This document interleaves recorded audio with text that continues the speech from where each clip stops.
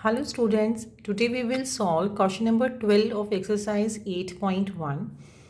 ABCD is a trapezium. ABCD हमको एक trapezium given है. Trapezium एक ऐसा quadrilateral होता है. Quadrilateral है, it means ये 4 sides का closed figure है जिसमें एक पेयर जो होता है sides का वो parallel होता है और नॉन पैरेलल साइड्स के बारे में हम कुछ नहीं कह सकते कि वो इक्वल हो भी सकती है नहीं भी हो सकती। अगर वो इक्वल होती हैं तो इट मीन्स वो ट्रेपीजियम कैसा हो जाता है, आइसोसेलेस ट्रेपीजियम, इन विच जिसके अंदर ए बी जो है वो पैरेलल है सी डी के।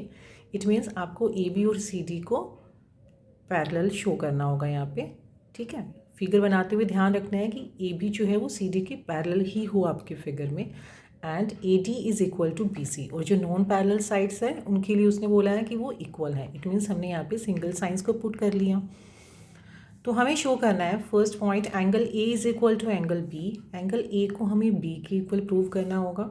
सी is equal to T, angle C को हमें एंगल डी के इक्वल प्रूव करना है। Third point, triangle A B C is congruent to triangle B A D. इस पार्ट के लिए हम थोड़ी सी कंस्ट्रक्शन करेंगे क्योंकि देखो यहाँ से हमें ए बी सी ट्राइंगल चाहिए तो हम ए और सी को ज्वाइन कर लेंगे। Fourth part, diagonal A C is equal to diagonal B D. Diagonal A C जो होगा वो डायगनल बी डी की इक्वल होगा। ठीक है, हाँ जी। तो देखो सबसे पहले हमें पता है यहाँ पर कि ए बी जो है वो सी डी के पैरेलल है।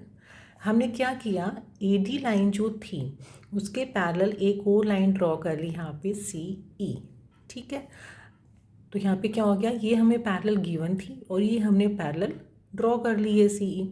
तो ये जो फिगर बन गया हमारे पास ए डी सी ई, ये क्या हो जाएगा, एक पैरेललोग्राम। और पैरेललोग्राम की तो अपोजिट साइड्स इक्वल होती हैं। ठीक है, तो हमारे पास यहाँ से आ गया A D C E is a parallelogram. Now parallelogram है तो हमारे पास क्या हो जाएगा, देखो A D is equal to B C, ये हमको गिवन है। ये वाली जो साइड ए डी है ये बी सी के इक्वल है, ये हमको गिवन है ऑलरेडी। और जब हमने सी ई पैरेलल ड्रॉ करी है और वो फिगर एक पैरेललोग्राम है और हमें पता है कि अपोजिट साइड्स जो होती हैं वो पैरेललोग्राम की इक्वल भी होती हैं और पैरेलल भी होती हैं, तो ए डी जो होगा वो सी ई के भी इक्वल है। ए डी बी सी के इक्वल गिवन था, ए डी सी ई के इक्वल है, हमने खुद ड्रॉ की थी। इट मीन्स बी सी और सी ई भी आपस में इक्वल हो गई। ठीक है, तो यहाँ से हमारे पास क्या आ गया, हमें पता है कि किसी भी ट्राइंगल में अगर टू साइड्स का मेजर इक्वल है, मेजर मीन्स उनके अगर टू साइड्स ट्राइंगल की लेंथ में बिल्कुल बराबर है तो उन साइड्स के अपोजिट जो एंगल्स होंगे, दो साइड्स हैं तो दोनों के अपोजिट एक एक एंगल होगा, तो एंगल भी टू आ गए, तो उन दोनों एंगल्स का जो मेजरमेंट होता है वो भी सेम होता है। ठीक है, तो A D is equal to B C, A D is equal to C E. यहाँ से देखो अगर ये दोनों साइड्स इक्वल हो गई तो हमारे पास आ गया कि बी सी और सी ई भी इक्वल हो गई।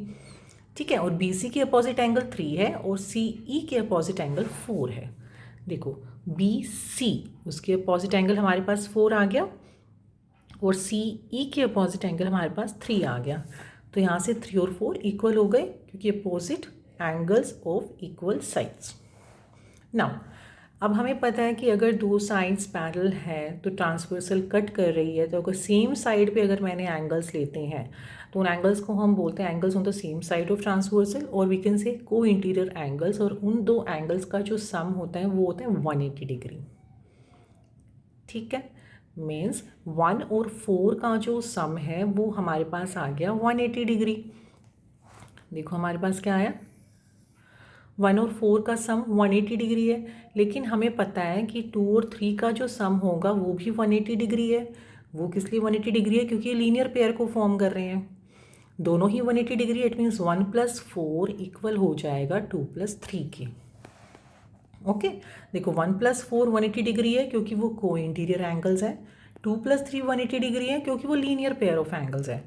अब ये 180 डिग्री दोनों है राइट हैंड साइड, तो उनकी लेफ्ट हैंड साइड्स को हमने इक्वेट कर दिया। एंगल 1 + एंगल 4 इसको इक्वल कर दिया 2 + 3 के। ठीक है, लेकिन जस्ट अभी हमने प्रूव किया था कि 3 और 4 तो इक्वल हैं, तो उनको हम कट कर देते हैं क्योंकि वो दोनों साइड है।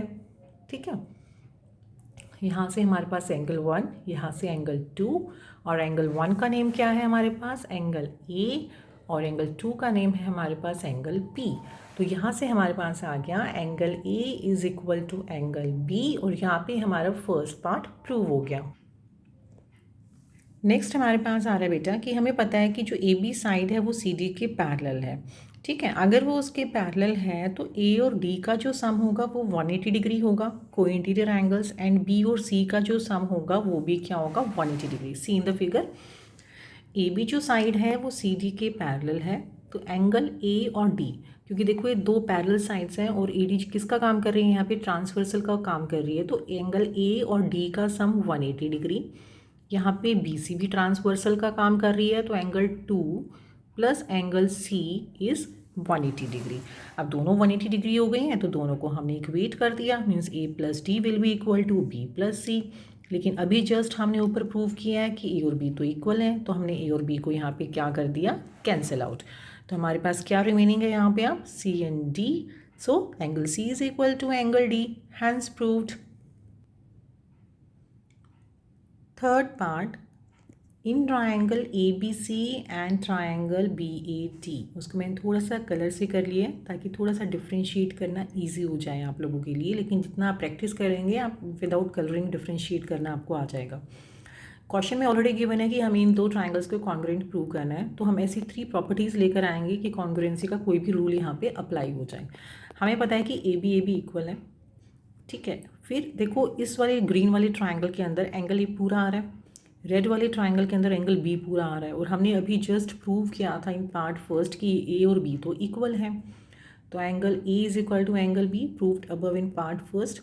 ए बी हमारे पास कॉमन है, और बी सी और ए डी हमारे पास इक्वल है। क्यों इक्वल है ये दोनों साइड्स, क्योंकि हमको ऑलरेडी गिवन था क्वेश्चन के अंदर ही कि ये जो नॉन पैरेलल साइड्स हैं वो इक्वल हैं।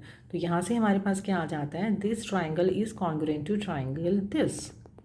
ठीक है जी, ये वाली साइड फिर एंगल फिर ये वाली साइड, रीज़न हो जाएगा यहाँ पे SAS।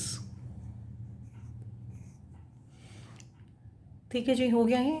यहाँ से हमारे पास हैंस प्रूव्ड, 2 ट्राइंगल्स गिवन थे उनको हमने कॉन्ग्रुएंट प्रूव कर दिया। Fourth is since triangle this is congruent to triangle this, तो यहाँ से हमारे पास क्या आ जाता है, देखो ग्रीन वाले ट्राइंगल की साइड है BD और रेड वाले ट्राइंगल की साइड हमारे पास क्या है AC, जो कि गिवन ट्रेपीजियम के डायगोनल्स भी हैं।